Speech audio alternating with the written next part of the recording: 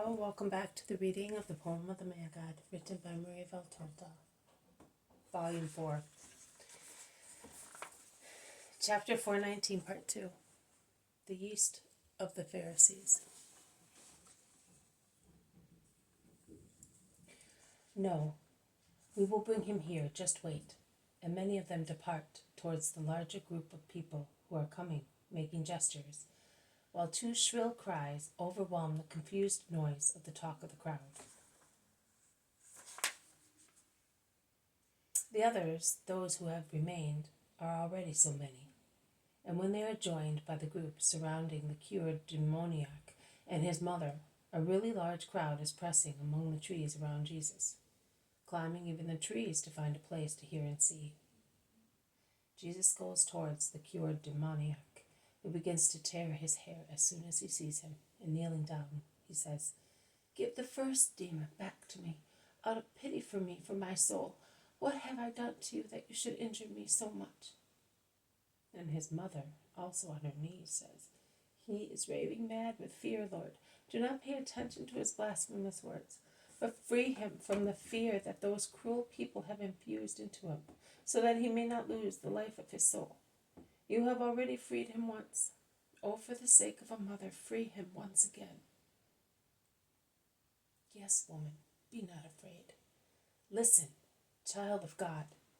And Jesus lays his hands on the ruffled hair of the man, delirious with supernatural fear.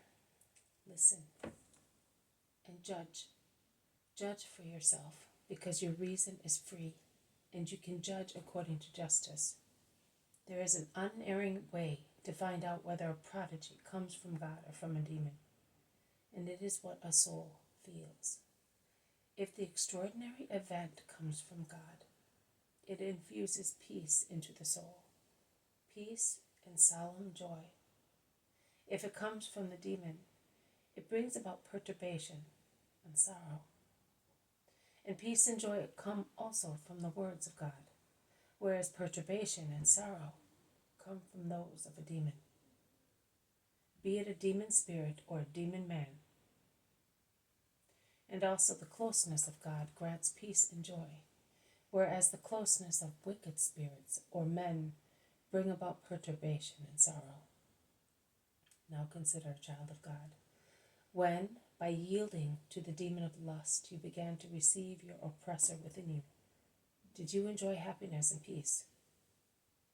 The man ponders, then blushing replies, "No, Lord." And when your everlasting enemy captured you completely, did you enjoy peace and happiness? "No, Lord, never.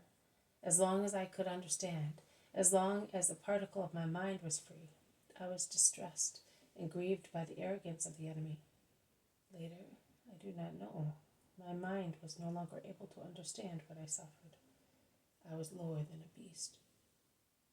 But even in that state, when I seemed to be less intelligent than an animal, oh, how much I could still suffer. I cannot say what. Hell is dreadful. It is nothing but horror, and it is not possible to say what it is." The man shivers, remembering what he suffered when he was possessed. He trembles, blanches, perspires. His mother embraces him and kisses his cheek to distract his mind from that nightmare. People whisper their comments. "And when you woke up with your hand in mine, what did you feel?" "Oh, such a wonderful sensation, and such a joy, and an even greater peace. I seemed to be coming out from a dark prison, where countless snakes had been my chains, and the air was permeated with the stench of a putrid sewer.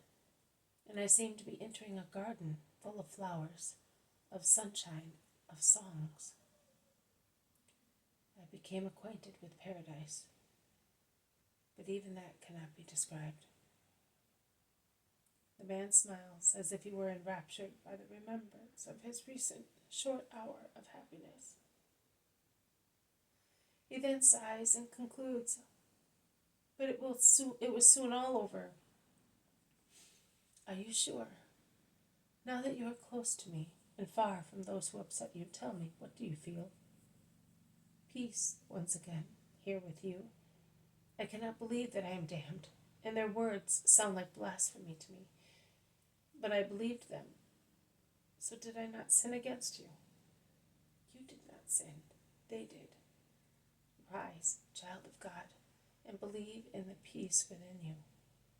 Peace comes from God. You are with God. Do not sin, and be not afraid. And he removes his hands from the head of the man, making him stand up. Is it really so, Lord? Asked many. It is really so.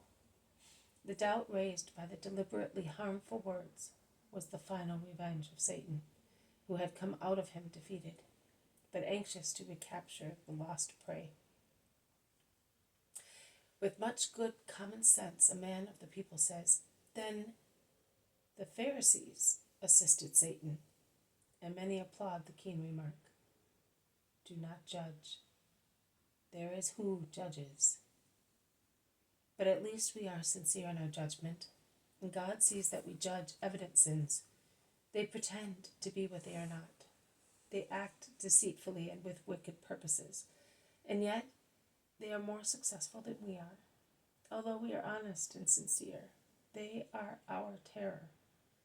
They extend their power even on the freedom of faith. One must believe and practice to their liking, and they threaten us because we love you. They strive to reduce your miracles to witchcraft and to frighten you. They conspire, they oppress, they injure.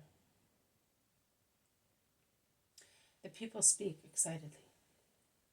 With a gesture, Jesus imposes silence and says, "Do not receive in your hearts anything originating from them, neither their suggestions nor their methods, not even the thought. They are wicked, and yet they are successful. Do you not remember the words of wisdom? Fleeting is the triumph of the wicked. And the words of Proverbs, son, do not follow the examples of sinners, and do not listen to the words of the wicked, because they will become entangled in the chains of their sins, and they will be deceived by their own great stupidity.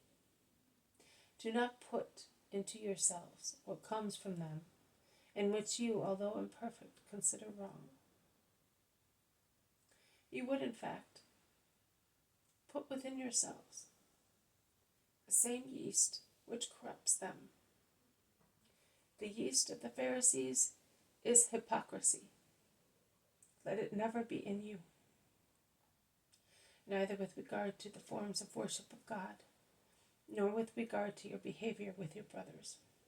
Beware of the yeast of the Pharisees. Remember that there is nothing concealed which cannot be disclosed. There is nothing hidden which is not revealed in the end."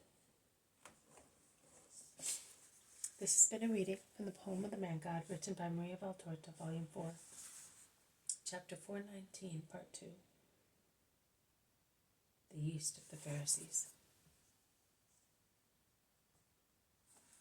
Thank you for listening. I will see you tomorrow. May God bless you, and may peace be with you.